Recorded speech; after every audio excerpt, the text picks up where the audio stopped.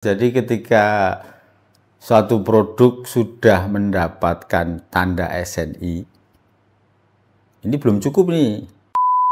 Mutunya itu bisa kita pantau dari hulu hingga sampai hilir. Kita juga dapat penunjukan nih dari Jepang, dari Ministry of Health, Welfare and Labor Jepang sebagai Foreign Official Laboratory.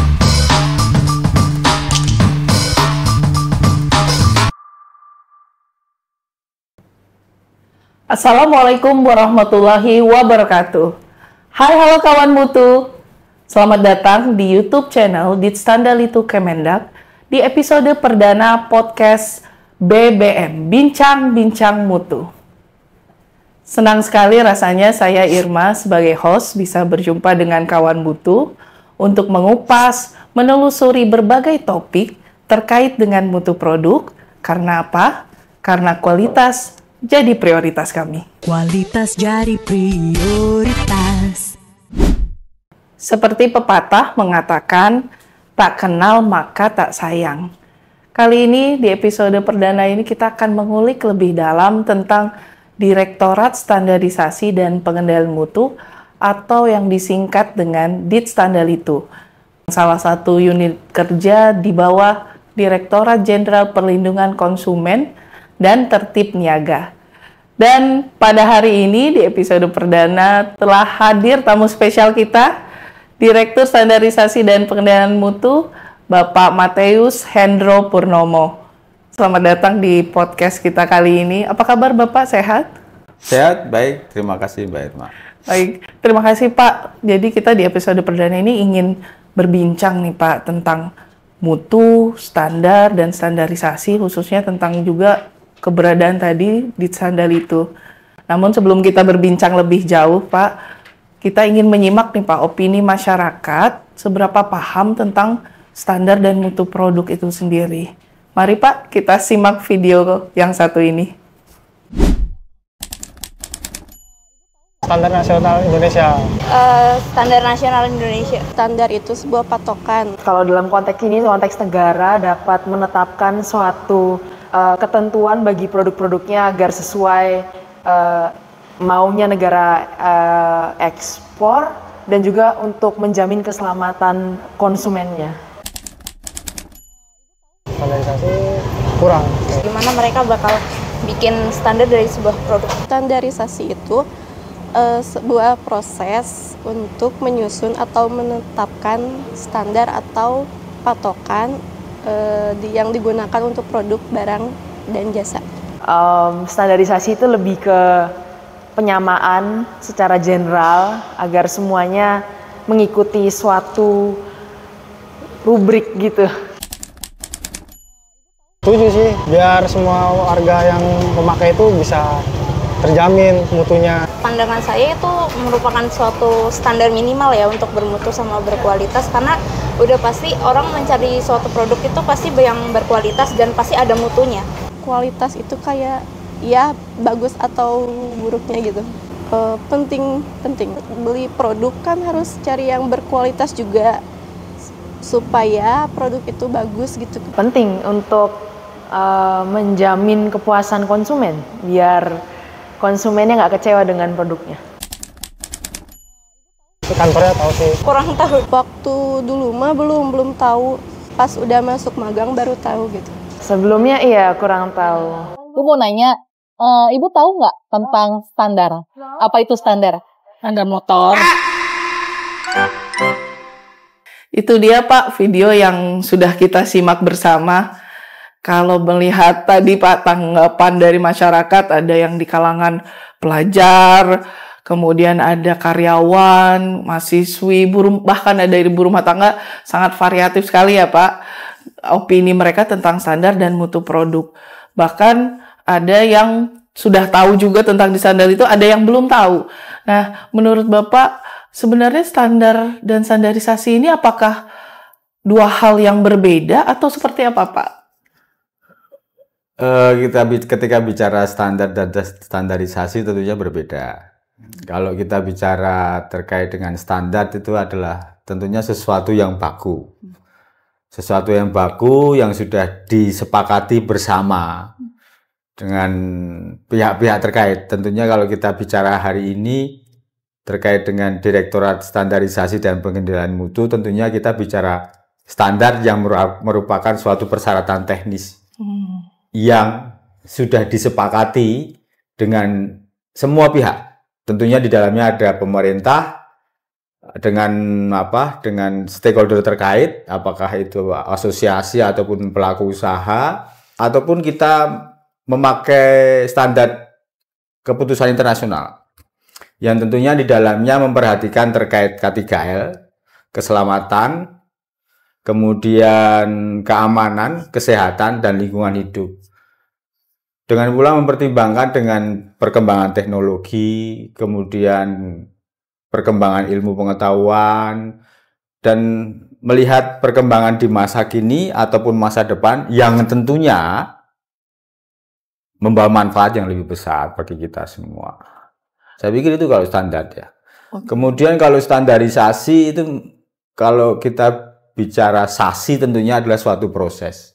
Proses bagaimana standar itu, bagaimana merumuskannya, kemudian menetapkannya, kemudian menerapkannya dalam kondisi di lapangan, kemudian bagaimana memelihara tadi. Memelihara apakah standar tersebut masih bisa relevan pada saat itu, kemudian memberlakukan dan mengawasi implementasi standar itu ada di lapangan, yang kita harapkan dapat berjalan tertib dan bekerja sama dengan semua pihak.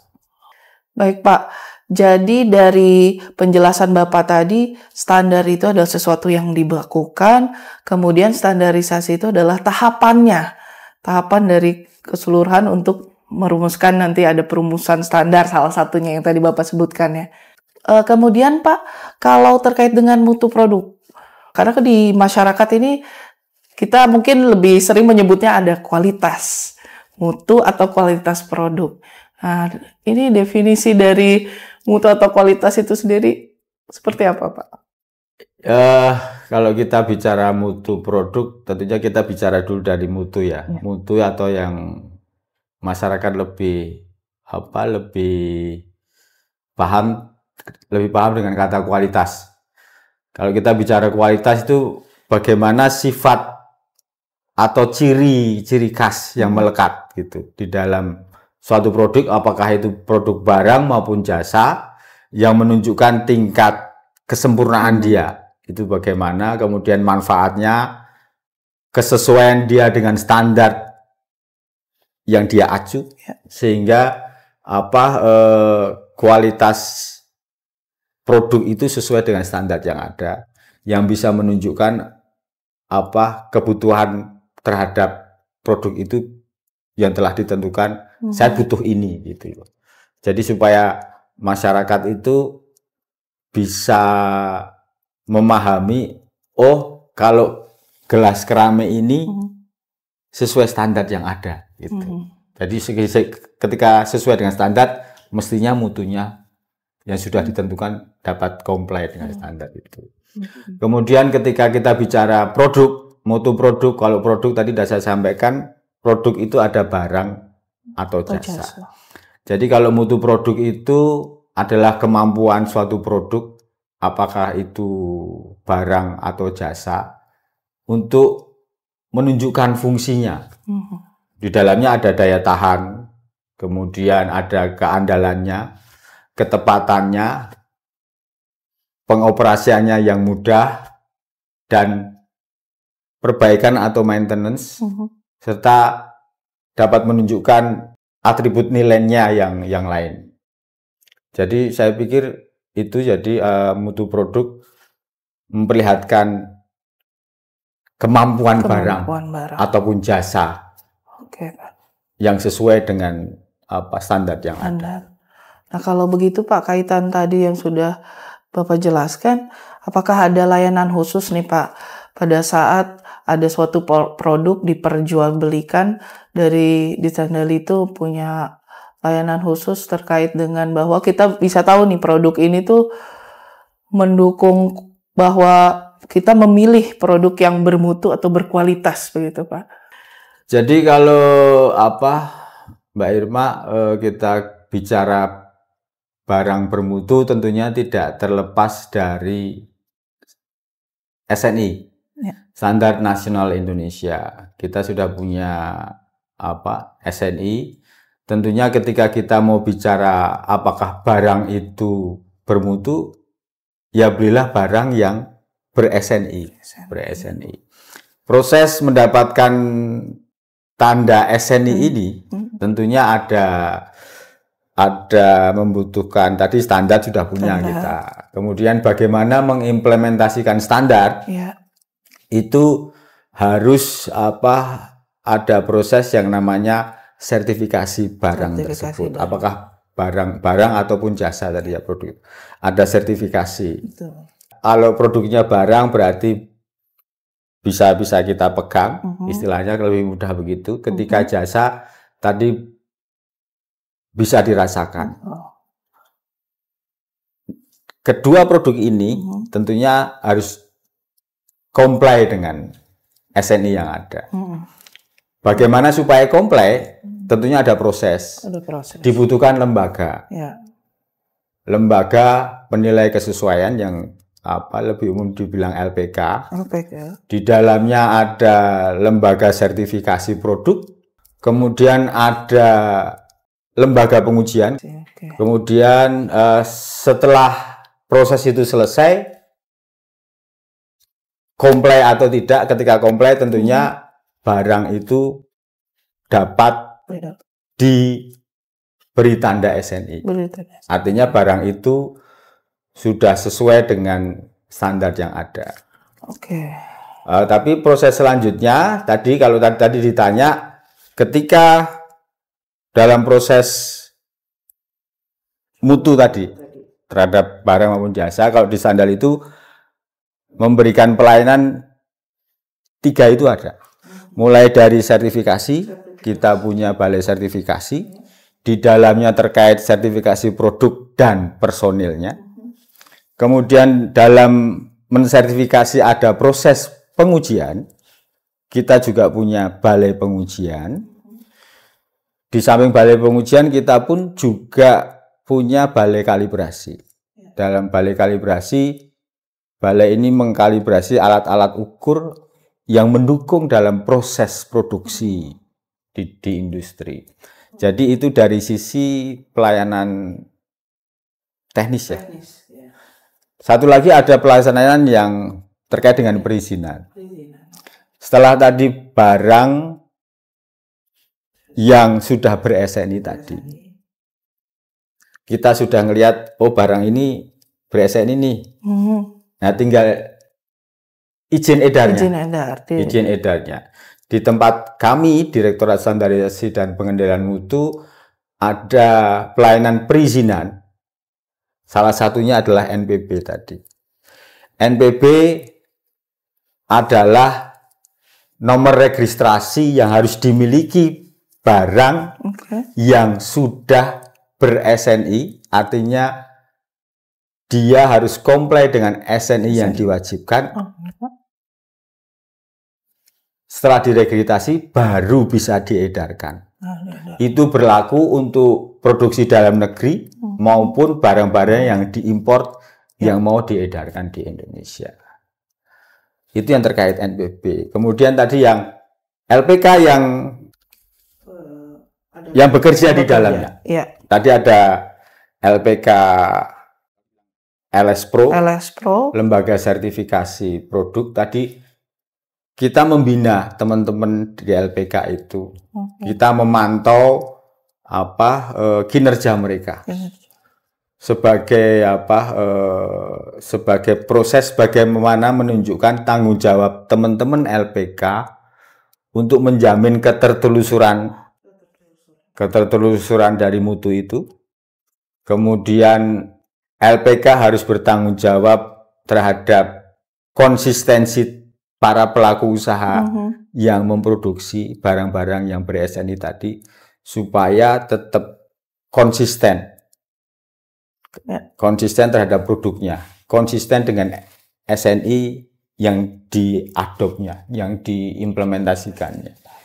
Kemudian layanan yang lain ada TPP SIR, itu terkait dengan produk karet, bahan-bahan produk karet yang akan diekspor. Kemudian juga terkait dengan K3L ya, barang-barang yang diproduksi di Indonesia maupun diimpor yang belum ada SNI yang diwajibkan. Tetapi dari aspek K3L, keselamatan, keamanan, kesehatan, dan lingkungan hidup itu harus dipenuhi supaya barang-barang tersebut aman untuk dipakai, untuk dikonsumsi oleh masyarakat. Sehingga tugas kita, Kemendak, dapat memberikan perlindungan kepada konsumen. Saya pikir itu Mbak Irma. Oke. Wah, semakin menarik Pak apa yang tadi Bapak sudah jelaskan. Ternyata layanan di Ditsandal itu terdiri dari layanan teknis dan juga perizinan ya Pak ya. Kalau untuk perizinan tadi Bapak menyebutkan ada NPB. Tadi kan harus mendapatkan dulu SNI, kemudian bisa mengurus juga izin untuk NPB. NPB sendiri tujuannya seperti apa Pak? Oke, Mbak Irma. Jadi ketika suatu produk sudah mendapatkan tanda SNI, ini belum cukup nih. Ketika mau diedarkan, apakah itu produk dalam negeri maupun diimpor dari luar negeri, setelah mendapatkan tanda SNI, apakah itu dari SNI yang sudah diwajibkan ataupun persyaratan teknis yang diwajibkan tadi, itu sudah mendapatkan sertifikat kesesuaian, baru didaftarkan NPB, nomor pendaftaran barang. Dengan nomor ini, barang itu baru bisa diedarkan. Baru bisa diedarkan di Indonesia. Jadi nomor ini harus dicantumkan di dalam kemasannya dari produk itu atau barang itu. Jadi kita bisa menelusuri nih apakah barang ini sudah didaftarkan belum. Setelah didaftarkan, ini baru kita bisa menelusuri mutunya. Ini LPK-nya siapa ini yang mensertifikasi. Kemudian dari produknya ini dari produksi dalam negeri maupun dari luar negeri. Sehingga kita bisa memberikan jaminan kepada masyarakat bahwa ini terkait dengan ketertelusuran mutunya itu bisa kita pantau dari hulu hingga sampai hilir. Itu terkait dengan ketika nanti di masyarakat ada pengaduan, permasalahan terkait barang tersebut, kita bisa menelusuri dari hilir sampai ke hulu. Apakah pencantuman nomor NPB tadi untuk semua produk, Pak? Tadi, produk yang mengimplementasikan SNI atau persyaratan teknis yang diwajibkan untuk barang-barang tertentu tadi. Ada produk yang dikecualikan NPB-nya? Ya, ada. Yang jelas, kalau kosmetik, enggak. Oh, kosmetik. Kosmetik tentunya ada BPOM, kemudian alat kesehatan, itu ada dari Kementerian Kesehatan, kemudian produk-produk pangan olahan. Itu yang tidak termasuk dalam tidak termasuk yang harus didaftarkan di NPB. Oh, yang termasuk yang tidak harus didaftarkan di NPB. Ini yang semakin menarik juga, Pak. Berarti pencantumannya ada pada produk tadi. Saya, Pak, sebagai konsumen, Pak, ini ada contoh, Pak, produk. Contoh produk ini produk mainan anak. Biasanya kan kaum ibu-ibu seperti saya ingin misalkan memberikan anak kita produk mainan yang bermutu, terjaga segala sesuatunya. Nah, tadi kalau kaitannya NPB, di bagian mana ya Pak? Kalau pada produk itu kita bisa melihat, ini kan mainan anak nih ya Pak, ini mainan anak, di bagian mana NPB itu ada penomorannya. Oke Bu Irma, jadi kan tadi ketika bilang standar, tentunya mempertimbangkan K3L, apalagi untuk anak-anak.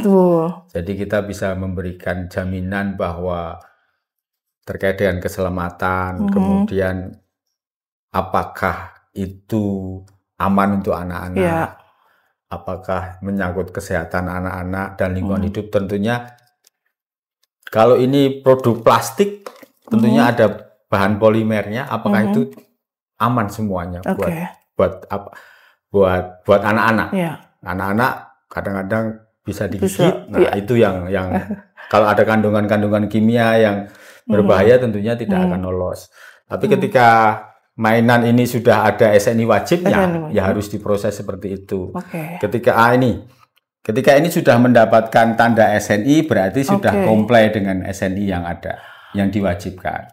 Kemudian ketika sudah mendapatkan tanda ini, baru didaftarkan NPB tadi. Dan nomor NPB tadi harus tertera juga di kemasannya, ditulis. Jadi di sini ada SNI, ada LPK-nya, LS Pro-nya, siapa yang mensertifikasi. Kemudian ada, setelah disertifikasi selesai, ada tanda SNI, baru ada NPB-nya. Semua tertera ada tertera di kemasannya. Jadi di bagian ini ada angka-angka di NPB ya Pak ya. Nah di NPB ini sendiri ada kode-kode, ini ada makna yang mungkin bisa masyarakat ketahui Pak. Apakah? Yang jelas ini ada kode-kodenya. Mungkin lebih spesifik lagi. Kode pertama itu produksi dalam negeri atau impor. Penentunya itu ya Pak. Dalam negeri atau impor di kode pertama. Terus kode yang kedua itu LPK-nya siapa? Yang mengeluarkan sertifikasi. LPK-nya siapa? Jadi memberikan identitas asalnya dari mana, kemudian identitas produksinya dan tipenya, tipe sertifikasi. Jadi semuanya kita bisa dari pemerintah menjamin bahwa terkait dengan mutu kita bisa menelusuri. Ya tadi saya sampaikan dari hilir ketika dipakai atau dikonsumsi oleh konsumen, kita bisa menelusuri sampai di hulunya. Siapa yang memproduksi, kemudian maju siapa yang mensertifikasi, jenisnya apa, dan sampai di konsumen akhir. Sehingga produk yang sudah ber-SNI ini dijamin akan bermutu. Ini kita para ibu-ibu, tidak hanya ibu-ibu, mungkin para orang tua ataupun yang ingin membelikan produk mainan anak nih ya Pak, harus memperhatikan hal tersebut. Kemudian tadi Bapak ketika menjelaskan NPB, K3L juga menjadi salah satu faktor yang perlu kita perhatikan ya Pak di produk, apalagi ini mainan anak. Biasanya anak-anak dengan mudah mungkin kalau tidak diperhatikan masuk ke dalam mulut, dan itu mainan ini kita belum tahu apakah ada kandungan kimia yang membahayakan atau tidak. Nah, apakah di layanan di Sandal itu ada pengujian mutu produknya juga Pak? Boleh di-spill Pak?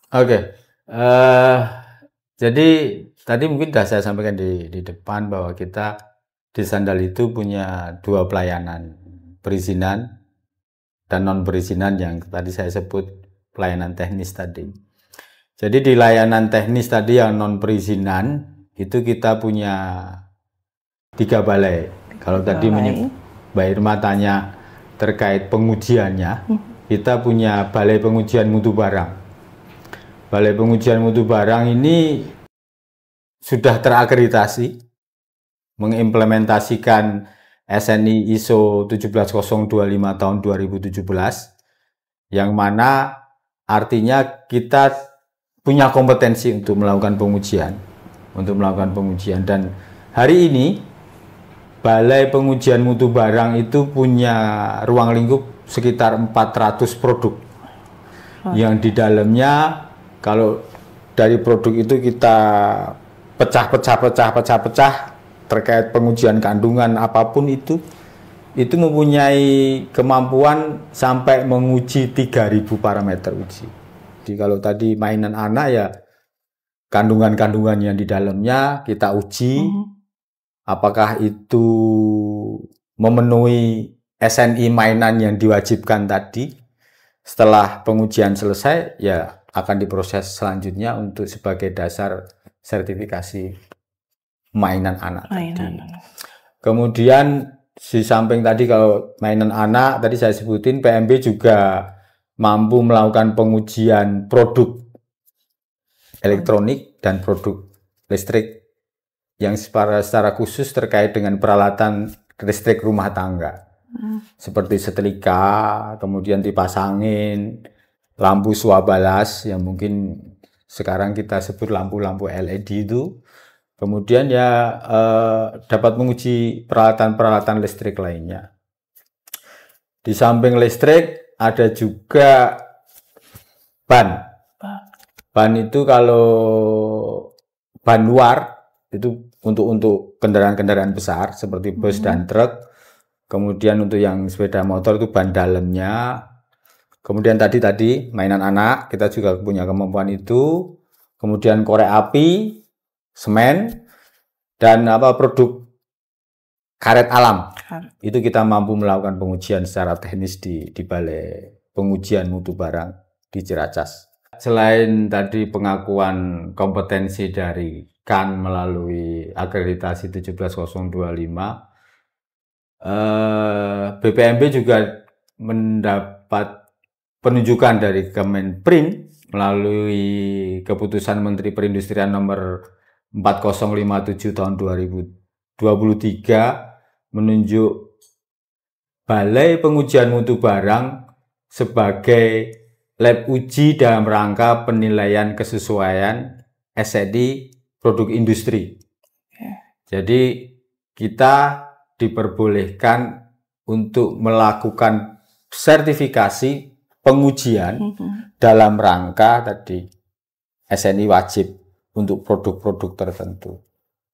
Jadi kita juga selain dari Kemenprin terkait tadi kita punya laboratoriumnya terkait dengan kimia. Tadi kita dapat penunjukan sebagai laboratorium penyedia contoh uji profisiensi untuk pengujian residu pestisida. Dalam hal ini untuk pangan segar asal tumbuhan. Jadi ketika teman-teman laboratorium yang lain di Indonesia ketika melakukan uji profisiensi itu kalau boleh saya bilang pengujian dalam rangka menunjukkan kemampuan lab. Jadi standarnya itu harus sama dan itu standar itu bahan uji tadi yang membuat Balai Pengujian Mutu Barang di Ciracas. Kemudian selain itu kita juga dapat penunjukan nih dari Jepang, dari Ministry of Health, Welfare and Labor Jepang sebagai Foreign Official Laboratory. Untuk kalau nggak salah ini untuk pengujian residu pestisida. Jadi selain dalam negeri, untuk luar negeri kita juga dapat pengakuan dari Jepang bahwa Balai Pengujian Mutu Barang di Ciracas milik Kemendak ini punya pengakuan dari negara lain atas kemampuannya. Baik, itu Pak. Oke Pak, kalau tadi berbicara tentang pengujian mutu barang, tadi sebelumnya Bapak sudah menyampaikan ada layanan teknis, ada 3 balai. Sekarang untuk balai kalibrasi Pak, sebenarnya kalibrasi itu kenapa kita harus mengkalibrasi alat ukur dan layanan apa yang bisa digambarkan oleh Bapak di Ditsandal itu untuk balai kalibrasi? Oke Mbak Irma, jadi tadi kalau di depan saya sampaikan bahwa dalam proses produksi, kalau memproduksi barang-barang tertentu tentunya ada komposisi bahannya. Supaya mendapatkan produk yang sesuai dengan mutu yang distandarkan tadi, tentunya dibutuhkan alat ukur. Apakah itu berupa timbangan, perbandingannya berapa gram, apakah berupa volume, campurannya berapa mililiter gitu. Jadi alat-alat ini harus dikalibrasi. Supaya untuk mendapatkan barang yang bermutu tadi, perbandingan ini harus benar. Perbandingan harus benar ini dibutuhkan alat ukur tadi. dibutuhkan alat ukur. Tentunya alat ukur yang benar. Untuk mengetahui alat ukur benar atau tidak sesuai dengan akurasinya, alat-alat ukur ini harus dikalibrasi. Jadi kalau ketika bicara kalibrasi, kalau kami di Ciracas, di Direktorat Standarisasi dan Pengendalian Mutu, punya balai kalibrasi yang memberikan pelayanan kalibrasi tadi. Balai kalibrasi juga sudah diakreditasi oleh Komite Akreditasi Nasional untuk implementasi ISO 17025 tahun 2017 juga, yang menunjukkan bahwa balai ini mempunyai kompetensi untuk melakukan kalibrasi. Balai kalibrasi ini mempunyai ruang lingkup 16 besaran, yang di dalamnya ada 75 ruang lingkup. Ada suhu, ada massa, dimensi, panjang, volume, dan tekanan. Jadi kalau umpamanya dalam proses industri, produksi begitu, dalam industri, punya ruangan yang harus terkondisi. Di situ ada suhunya, ada kelembabannya. Suhu tentunya ada termometer, kelembaban ada higrometer. Kemudian untuk besaran massa, ketika tadi saya bilang perbandingan untuk massa tentunya harus ada punya timbangan. Di dalam mengukur timbangan dibutuhkan anak timbangan, itu harus tertelusur juga. Kemudian terkait dengan perbandingan volume, kita juga punya kemampuan untuk menguji labu ukur dan lain-lain. Kemudian untuk yang peralatan listrik, kita juga punya ruang lingkup terkait kelistrikan, kemudian waktu, kemudian frekuensi, dan banyak. Jadi saya sebutkan ada sekitar 75 besar ruang lingkup ya. Jadi itu kita dalam mendukung untuk menjamin mutu proses barang yang ber-SNI tadi. Itu Mbak Irma. Nah, jadi Pak, kita untuk mengukur alat itu bisa di balai kalibrasi ya Pak, dan ternyata itu peranannya sangat penting ya Pak di proses industri. Yeah. Nah, satu lagi Pak, layanan sertifikasi. Di balai sertifikasi seperti apa Pak layanan yang diberikan? Oke Mbak Irma, jadi tadi kalau kita udah punya balai pengujian ini hasilnya kita sudah punya kemampuan tadi ditunjuk oleh Kemenprin bahwa boleh ikut berkontribusi dalam proses tadi implementasi SNI wajib. Kita juga punya balai sertifikasi. Balai sertifikasi kita ini merupakan lembaga sertifikasi pertama di Indonesia. Jadi merupakan pionir ketika mengimplementasikan SNI wajib tadi. Kita punya balai sertifikasi yang di dalamnya mempunyai bukan cuma LS Pro, lembaga sertifikasi produk, tapi juga LSP, lembaga sertifikasi untuk personil. Di samping itu, lembaga sertifikasi ini juga merupakan lembaga pemeriksa halal LPH yang sekarang lagi dicanangkan untuk sertifikasi halal. Kami juga berkontribusi di sertifikasi halal yang sedang diimplementasikan oleh pemerintah saat ini untuk mendapatkan nilai tambah untuk produk-produk tertentu. Balai sertifikasi ini punya ruang lingkup terkait dengan produk. Kita mampu untuk memberikan layanan 78 jenis produk. Antara lain mungkin produk terkait kelistrikan, ban kendaraan, tadi saya sebutin ada ban luar maupun ban dalam, kemudian pupuk organik, dan ditambah lagi terkait dengan jasa perdagangan, itu salah satunya sertifikasi pasar rakyat. Yaitu yang setiap kali kita selalu memberikan layanan di balai sertifikasi. Kalau tadi saya sebutin ada lembaga sebagai lembaga sertifikasi person, itu yang jelas balai sertifikasi sudah tersertifikasi oleh CAN juga, diakreditasi oleh CAN juga.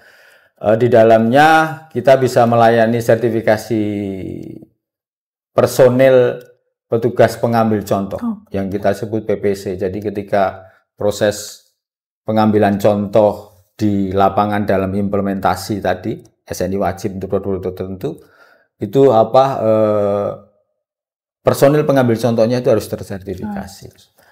Di dalam PPC itu kita mempunyai untuk 18 produk, yang mana di dalamnya juga ada juga sertifikasi lembaga untuk tenaga penguji laboratorium, mulai dari level 2 sampai dengan 4, dengan klien yang umumnya banyak dari instansi pemerintah, universitas maupun pelaku industri.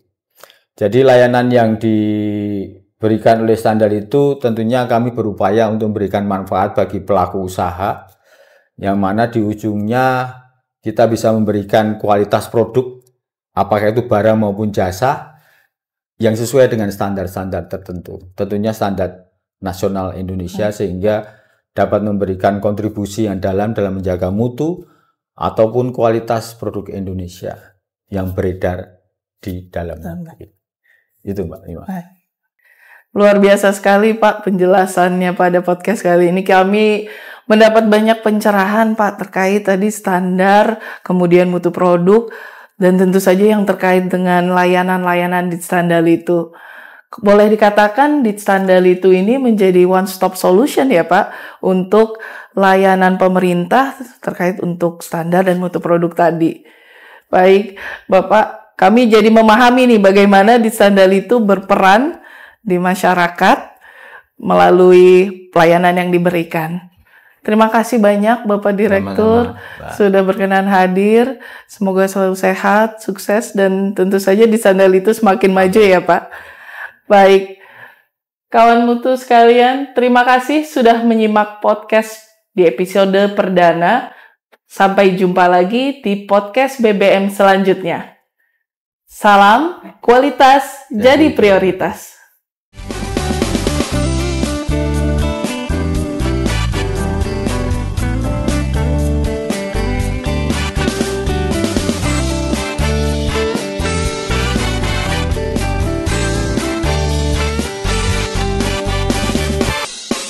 SNI, kualitas jadi prioritas.